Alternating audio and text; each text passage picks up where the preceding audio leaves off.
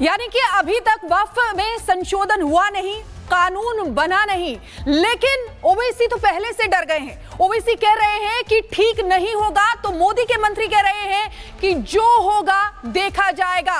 तो किस तरीके से देखिए, वक्फ में संशोधन नहीं हुआ, कुछ हुआ नहीं, लेकिन उससे पहले ही असदुद्दीन ओवैसी आग बबूला नजर आ रहे हैं। और किस तरीके से यहां पर मोदी के मंत्री भी कह रहे हैं कि जो होगा देखा जाएगा। एक रिपोर्ट आपको दिखाते हैं। तो देखिए, वक्फ का चिट्ठा खुला तो ओवैसी भड़क गए हैं, बार बार धमकी दे रहे हैं और ये कह रहे हैं कि अगर संशोधन होता है, कानून बनता है तो ये ठीक नहीं होगा। लेकिन आखिर बार बार ओवैसी की तरफ से धमकी क्यों दी जा रही है? आखिर ओवैसी डरे हुए क्यों नजर आ रहे हैं? रिपोर्ट के जरिए आपको दिखाते हैं।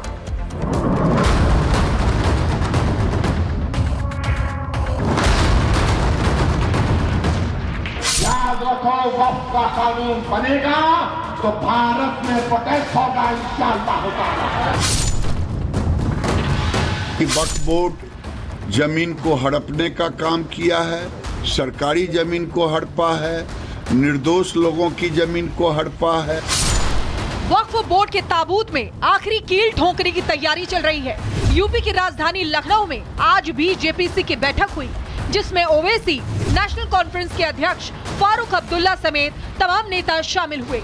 मकसद है कि ऐसी रिपोर्ट तैयार हो जिससे वक्फ बिल पर अच्छा कानून बन सके। लेकिन ओवैसी हैं कि उन्हें वक्फ बिल पर संशोधन अच्छा हो या बुरा, किसी कीमत पर मंजूर नहीं है। ओवैसी चेतावनी देते हुए कह रहे हैं कि अगर वक्फ कानून बना तो मुसलमान पूरे देश में प्रदर्शन शुरू कर देंगे। मोदी को हम कहना चाह रहे कि आप वक्फ का बिल बनाने जा रहे, याद रखो, वक्फ का कानून बनेगा तो भारत में प्रोटेस्ट होगा इंशाअल्लाह ताला। यहाँ गौर करने वाली बात यह है कि जब तक वक्फ बोर्ड अपनी मनमानी कर रहा था, किसी की भी जमीन को वक्फ की जमीन बता रहा था, तब तक ओवैसी और वक्फ का समर्थन करने वाले तमाम भाईजान चुप्पी साधे थे। लेकिन अब वक्फ के पर कतरने की बारी आई तो यही भाईजान धमकी दे रहे हैं। वक्फ बोर्ड पर जो जेपीसी बना है, अपना अगर रिपोर्ट देगी तो इसमें किसी को आपत्ति क्या है? आम लोगों की राय है कि वक्फ बोर्ड के अधिकार को सीमित किया जाए, नहीं तो वक्फ बोर्ड किसी भी दिन पूरे भारत का कहेगा मुसलमान चले गए पाकिस्तान, लेकिन वक्फ बोर्ड आ गए एक दूसरे हिंदुस्तान में बच गए, जो सब जमीन उन्हीं का है। अब सवाल यही है कि ओवैसी आखिरकार वक्फ बिल में संशोधन होने से पहले बार बार धमका क्यों रहे हैं? कहीं उनका मकसद मुसलमानों को उकसाने का तो नहीं है? क्या ओवैसी मुसलमानों को ये संदेश देने की कोशिश कर रहे हैं कि अगर वक्फ के खिलाफ कानून बना तो मुस्लिम सड़कों पर उतर आए?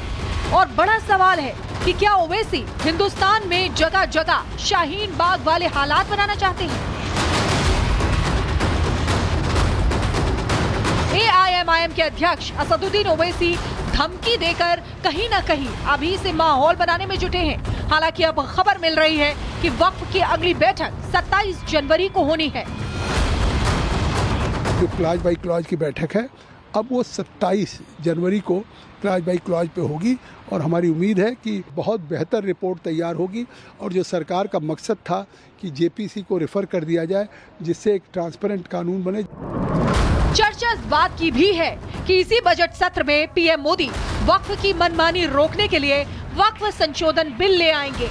लखनऊ में बैठकों का दौर जारी है तो भाईजान भी भड़के हुए हैं। Bureau report, Republic Bharat. तो वक्फ की मनमानी का सरकार दी एंड करना चाहती है, लेकिन ओवैसी इस पर जमकर भड़के हुए हैं और आग बबूला दिखाई दे रहे हैं। अजय दुबे हमारे साथ जुड़ चुके हैं, हमारे सहयोगी। सीधे अजय का रुख कर लेते हैं। अजय, दी एंड वक्फ की मनमानी का होना है, संशोधन तो अभी हुआ भी नहीं है, लेकिन उससे पहले ही ओवैसी इतना भड़क रहे हैं कि धमकी दे रहे हैं, शाहीन बाग बना देंगे। संशोधन जब हो जाएगा तब क्या करेंगे ओवैसी? क्या मायने इसके निकाले?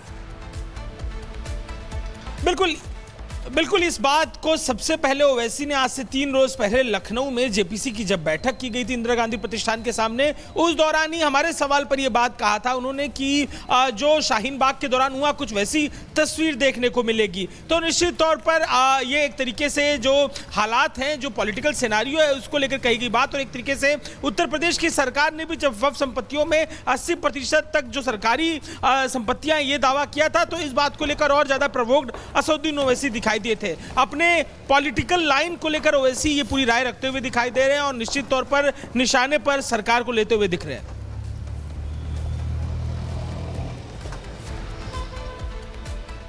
बिल्कुल अजय हमारे से बात कर रहे थे। आगे बढ़ते हैं और बात करेंगे महाराष्ट्र की किस तरीके से बॉम्बे हाईकोर्ट की तरफ से कहा गया है कि लाउडस्पीकर नहीं बजाया जाएगा। इसी पर आपको दिखाएंगे हाईकोर्ट का ऑर्डर, नो लाउडस्पीकर।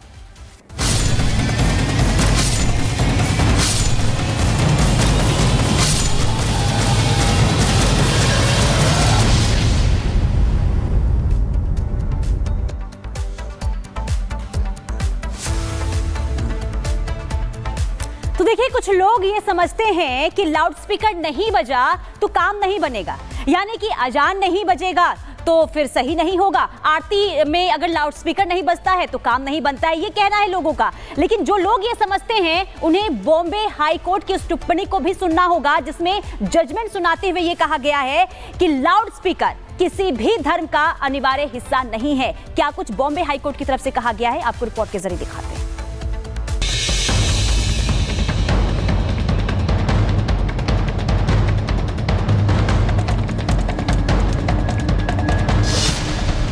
मस्जिदों में नहीं बजेगा लाउडस्पीकर। लाउडस्पीकर से मंदिरों में नहीं होगी आरती। अगर लाउडस्पीकर बजाया तो अब खैर नहीं। प्रशासन बार बार कह रहा है कि लाउडस्पीकर तय मानक से ज्यादा तेज गति में मत बजाओ, लेकिन ज्यादातर मामलों में देखा गया है कि लोगों ने प्रशासन के ऑर्डर का ठीक ढंग से पालन नहीं किया। लेकिन अब बॉम्बे हाईकोर्ट ने भी कह दिया है कि लाउडस्पीकर का इस्तेमाल करना किसी धर्म का हिस्सा नहीं है। अदालत ने कहा कि ऑर्डर का हर हाल में पालन हो और तय मानक पर ही प्रशासन की अनुमति से लाउडस्पीकर बजाया जाए। बॉम्बे हाईकोर्ट ने कानून प्रवर्तन एजेंसियों को ये निर्देश दिया है कि अगर कहीं ध्वनि प्रदूषण होता है तो वो नियमों का उल्लंघन करने वालों पर तुरंत कार्रवाई करे। न्यायमूर्ति एएस गडकरी और न्यायमूर्ति एससी चांडक की पीठ ने कहा है कि शोर शराबा स्वास्थ्य के लिए खतरा है। अदालत ने राज्य सरकार को निर्देश दिया है कि वो धार्मिक संस्थाओं में ध्वनि स्तर को नियंत्रण करने के लिए तंत्र अपनाने का निर्देश दे। गौरतलब है कि बॉम्बे हाईकोर्ट में एक याचिका दायर की गई थी जिसमें कहा गया था कि अजान सहित धार्मिक उद्देश्यों के लिए लाउडस्पीकर का उपयोग शांति को भंग करता है और ध्वनि प्रदूषण को नियंत्रण करना चाहिए, जिस पर सुनवाई करते हुए अब बॉम्बे हाईकोर्ट ने अपना जजमेंट सुनाया है। Bureau report, Republic Bharat. और सागर के पास चलते हैं। सागर, देखिए, बॉम्बे हाई कोर्ट ने जो फैसला सुनाया हुआ है, यानी कि जजमेंट में जो बातें कही गई है कि किसी भी धर्म का अनिवार्य हिस्सा लाउडस्पीकर नहीं है। अब बॉम्बे हाई कोर्ट के जजमेंट के बाद क्या एक्शन, कब से एक्शन शुरू हो जाएगा लाउडस्पीकर पर? नहीं, बिल्कुल जिस तरह से और कई राज्यों में हमने देखा इस पूरे मामले को लेकर बड़ा एक्शन सरकार ले रही है। यूपी में हमने देखा, वहां पर मंदिरों की बात करें, मस्जिदों की बात करें, हर जगह से देखिए लाउड स्पीकर को हटाने की प्रक्रिया हमने देखी। ठीक इसी तरह से बॉम्बे में भी देखा जाएगा, क्योंकि हर एक धर्मों को यहाँ पर ध्यान में भी रखा गया है। सरकार पहले से काफी इस पर विचार कर रही थी, क्योंकि देखिए जिस तरह से ध्वनि प्रदूषण का मामला और हर एक धर्मों के लिए पूरा निर्णय है पुनीता। और इसी मामले में अगर हम बात करें तो कई लोगों ने देखिए इस मामले को लेकर याचिका भी दायर की थी बॉम्बे हाईकोर्ट में, जहां पर फैसला है कि हाँ जल्द इस पर अब कड़ा एक्शन लिया जाएगा।